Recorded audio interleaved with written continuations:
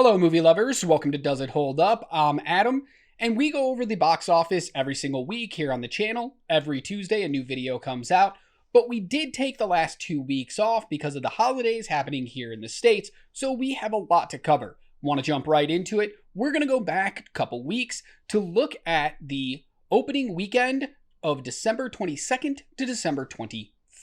That was the weekend that Aquaman 2, The Lost Kingdom opened up, and it did open up at number 1 with $27.6 million. We're going to talk about that in just a little bit.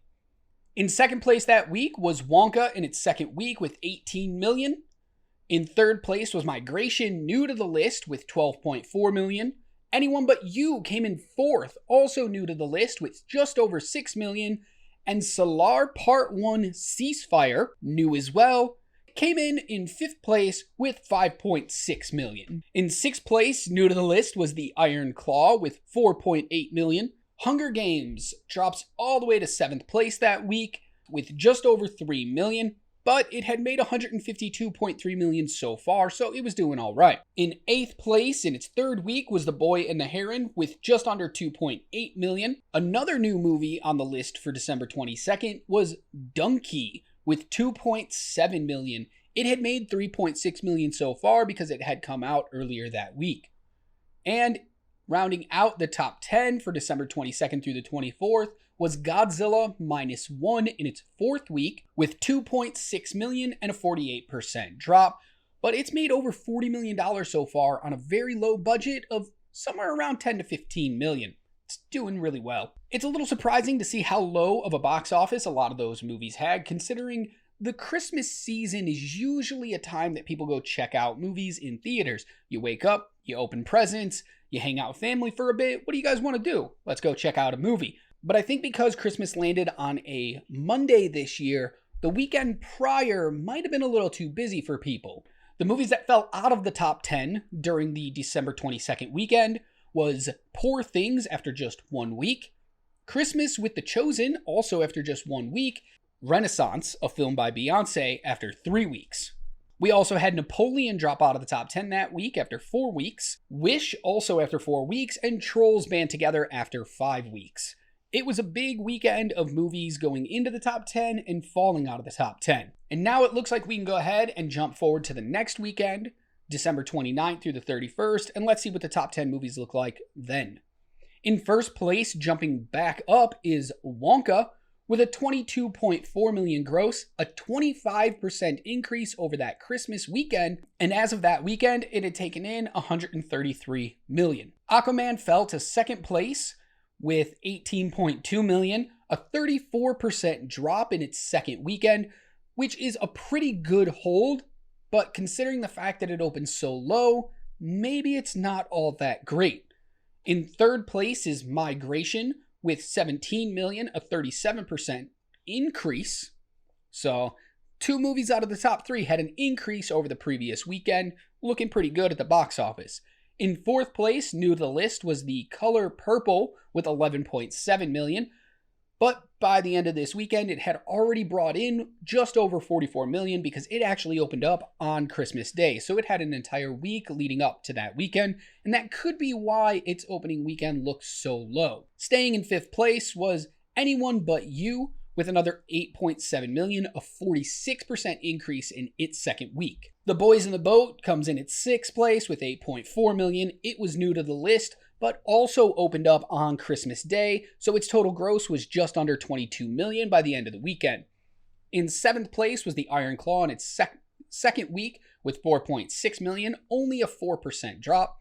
Ferrari was new to the list with $3.9 million. It had opened up earlier in the week as well, so it had just under $11 million total gross so far. Hunger Games falls all the way to ninth in its seventh week with $2.8 million, and The Boy and the Heron rounds out the top 10 in its fourth week with $2.3 million and only a 15% drop. Movies that fell out of the top 10 for the week of the 29th through the 31st were Solar and Donkey, both after 1 week, and Godzilla Minus One after 4 weeks. Okay, now that we're all caught up on what happened during the time that I wasn't making these videos, let's go ahead and look at the weekend that just happened, which was January 5th to January 7th, and let's see if the box office started out strong for the new year. In first place, staying there in its fourth week, was Wonka with just over 14 million, only a 37% drop, which is pretty good considering it had an increase the week before. It's now brought in 164.3 million. New horror movie, our first horror movie of 2024 hitting theaters, was Night Swim from Blumhouse. It took in 11.8 million. That's not a bad first weekend, but it would put it down at like the 38th place for all Blumhouse releases ever in its opening weekend. Aquaman falls yet again to number 3 in its third week, taking in 10.6 million, a 42% drop, but it did cross that $100 million mark, the mark that almost every movie shoots for. Migration drops to 4th in its third week with just under 10 million. Anyone But You stays in 5th place with yet another increase of 11%, bringing in $9.7 million. In 6th place, staying right where it was, is The Boys in the Boat in its second week with $5.5 million. The Color Purple drops all the way down to 7th place in its second week with only a $4.6 million take, a 60% drop weekend to weekend. It has taken in $54.5 million so far, and we're going to touch upon that in just a little bit. Iron Claw drops to 8th with $4.5 million, but only a 3% drop. This movie is holding really well, which is good because I saw it. I thought it was excellent. Whether or not you know the story of the Von Erich family, this is a movie that you can really get invested in. It's really well done. And to be honest, Zac Efron as a lead drama actor, never saw it coming, but I thought he was brilliant in this movie. Ferrari drops to 9th place in its second week with just under 2.5 million. And Poor Things, I know we had talked about how it dropped out of the top 10 2 weeks ago, but because of all the Golden Globe stuff happening and it getting nominated for awards, and a lot of these movies are going to make a slight increase in the theatrical market now that the award season is upon us, it jumps back into the top 10 in the 10th spot in its 5th week of release with just under 2 million, a 13% drop. It's brought in 14.2 million so far. We only had 2 movies drop out of the top 10 this past weekend, and that was The Boy and the Heron after 4 weeks, and The Hunger Games, The Ballad of Songbirds and Snakes, after an impressive 7 weeks. So I was going to do a whole section here about Aquaman 2 and kind of go over DC movies, but I feel like it's a little bit of just beating a dead horse at this point. We all know DC movies didn't do well in 2023, and that could be for a number of reasons. One of the main ones is this was the last movie of the old DCEU. Now we're going to be moving into a whole new DC era of movies. Even if this Aquaman may or may not be hanging around, we are shifting gears in that universe. So, does this movie even matter? I don't know. I saw it over the weekend and I wasn't impressed. I think the best part was Jason Momoa and Patrick Wilson and their chemistry together, but everything outside of that was just a snooze fest or a convoluted plot or action that didn't really make any sense. It was a very hit or miss movie with way more misses than hits. What they should have done is just given us like a buddy cop movie of Aquaman and Orm and let them just cook together, because those two actors playing off of each other was the only good thing about that movie. Now, when we do look at its box office, only opening up to that $27 million means it was the second lowest opening for any superhero movie coming out in 2023, only beating out Blue Beetle by about $2.5 million. But because it's Aquaman and people really wanted to go see it, just apparently not that opening weekend, it has already crossed that $100 million mark, which makes it the 4th highest grossing superhero movie of 2023. So although it although it opened at the back end of all the movies that came out last year, it's slowly climbing that list. Right now, we have Guardians 3 made the most at $358 million, Ant-Man 3 with $214.5 million, The Flash is in 3rd place with that $108 million, and Aquaman comes in with that $100 million. It will not surprise me. It will most likely pass Flash either this weekend or sometime next week. And good for it. I mean, milestones? I guess? I don't know. I just don't feel like talking about the DCU that much anymore. I'd rather just wait and see what's coming next with all of those characters. A movie that I do want to talk about a little bit, though, is The Color Purple. This was going to be a big awards nomination push of a movie. They're going to change it into a musical. We haven't had The Color Purple as a movie since 1985, the one directed by Steven Spielberg. And it opened okay. It wasn't great, but it did all right. And I wanted to take a look at its comparison to the 1985 one. So let's go ahead and do that right now. If we take a look at the opening weekends for The Color Purple, we know the one in 2023 opened up to that 11.7 million, which is about 10 million more than the 1985 version opened up to, which was only 1.7 million. But we're not going to leave it right there. We got to adjust it so we can get a better idea of where they'd actually be sitting against each other. And The Color Purple 1985 would only increase to just over $5 million, meaning the new version would have done more than double in its opening weekend. The total gross for the 1985 version was just over $94 million. This was 1985, and that's the unadjusted number. The Color Purple 2023 is currently at that $54.5 million. I don't know if it has another $40 million in it before it kind of just fades away.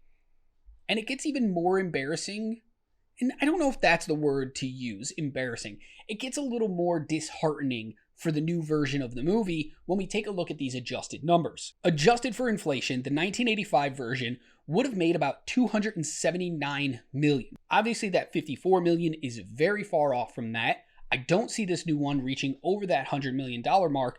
It's going to fall very short if you were adjusting for inflation. That's not to say The Color Purple's not a good movie. Maybe it just came out at the wrong time. People weren't ready to kind of see this movie again, and it's showing. I wasn't that interested in seeing it myself. The 1985 version's very good. I enjoyed it quite a bit. I didn't like the idea of all the music happening in this one. I didn't like some of the actors in this new version either. So it's something I'm going to wait to watch at home, and it looks like a lot of other people might be doing the same. That's all I got for the box office this week. Didn't want to turn this into a super long show just because I'd been off for 2 weeks, but I did want to talk a little bit about the Golden Globes award ceremony that just happened over the weekend as well. So let's take a look at some of the winners of the bigger categories when it comes to movies. I'm not going to talk about the categories for television and streaming and stuff like that because that's not what I do here on the channel. Maybe one day I will, but that day's not today. So let's take a look at some of the categories and who won and see if that gives us an idea of what the Oscars might look like in a couple of months. First one I want to talk about is Best Screenplay. So the Golden Globes don't split it up into Best Original Screenplay and Best Adapted. It's literally just Best Screenplay. Who wrote the best movie? The winner, which I'm kind of surprised by, is Anatomy of a Fall. That's awesome. I love when movies come out of nowhere and just sneak in for a win. And when I say sneak in, it's just, I don't think anybody really predicted them to win Best Screenplay, and yet here we are. Best Original Song in a Motion Picture went to What Was I Made For by Billie Eilish from the movie Barbie. Best Original Score went to Ludwig Göransson for Oppenheimer, which we all have to admit, beautiful score, very rightly deserved that win. Best Foreign Feature also went to Anatomy of a Fall, which isn't surprising when it won Best Screenplay. And let's take a look at Best Supporting Actor, and that went to Robert Downey Jr. for Oppenheimer. I think he was probably the worst part of that movie, but I understand why he won. This seems more like a Lifetime Achievement Award, as he's been highly regarded as a great actor for many years and doesn't really have the hardware to show for it. Best Actor in a Musical or Comedy went to Paul Giamatti in The Holdovers, but I can tell you right now, that might not have been the right choice. I don't think Paul Giamatti is the lead to win the Oscars for this same movie. I think The Holdovers is a little more overhyped than it is an actually brilliant movie, the way many people are talking about it. Best Actor in a Drama, it went to Cillian Murphy for Oppenheimer, who is currently the lead in the Oscar race to win the same exact category. Best Supporting Actress went to Divine Joy Randolph for The Holdovers. Best Actress in a Musical or Comedy went to Emma Stone for Poor Things. I was shocked by this. I thought for sure Margot Robbie was going to win for Barbie just because of the popularity of that movie, but wrong. Best Actress in a Drama went to Lily Gladstone for Killers of the Flower Moon. She gave a wonderful speech, and I imagine she's going to give yet another wonderful speech when she picks up the Oscar in the same exact category. The Golden Globes had a new award this year, which was a little confusing, and I'm not 100% sure I understand the award, and it's the award for Cinematic and Box Office Achievement. So does that just mean whatever movie made the most money this year automatically wins that award? Or can it go to somebody else? Like, I don't understand what it was for, but it kind of feels like maybe this award was created just to make sure Barbie got an award of some kind because it wasn't going to win anything else. All right, let's talk about the Best Animated Feature, which this was a stacked, other than one, this was a stacked category. Your nominees were Disney's Wish, which is probably the one that shouldn't have been nominated. You have Suzume, the Super Mario Bros. Movie, Spider-Man Across the Spider-Verse, Elemental, and your winner, The Boy and the Heron. It's nice to see these pictures be in there because they're all great in their own right. But what makes it stand out even more is that they're all very dissimilar visual styles. None of these movies look like any of the other movies on the list, which is a great thing for animation because I feel like we went through a few years there where every single movie had to have that Pixar Disney feel to them, where it was like, oh, I'm watching this? I'm not even sure what studio made this because it looks exactly like X, Y, and Z. They all looked exactly the same, and yet now every movie in this category looks different from every other movie. Best Picture, Musical, or Comedy went to Yorgos Lanthimos' Poor Things. Best Picture Drama went to Oppenheimer. And Best Director, which isn't broken up into categories, which I think is a little weird, but I understand, it's just the best overall director, went to Christopher Nolan for Oppenheimer. I know the Golden Globes had some controversy. They haven't been around for a couple years. They were making their big comeback, but they will inform Oscar votes and Oscar nominations. So that's why it's important to pay attention to the Golden Globes, because it can inform what's going to happen come down the line. But the big winner of the night was obviously Oppenheimer, winning Best Picture and Best Director. Those two things are most likely going to repeat at the Academy Awards this year. Nolan is going to win Best Director for Oppenheimer, and Oppenheimer is going to win Best Picture. I would be surprised if any other movie came up and stole either one of those awards from that movie. But you never know. Stranger things have happened. All right, that's it for me this week. I'll be back next Tuesday checking in on the box office and doing some deeper dives into some of the movies that are currently playing in theaters. Let me know in the comments below if you watch the Golden Globes and if you agreed with all the winners. Let me know if there's any movies you want to check out this weekend. I do have some new stuff coming up on the channel, so make sure you subscribe to pay attention to that. And until next week, be good to yourself, be kind to others, and as always, keep watching movies.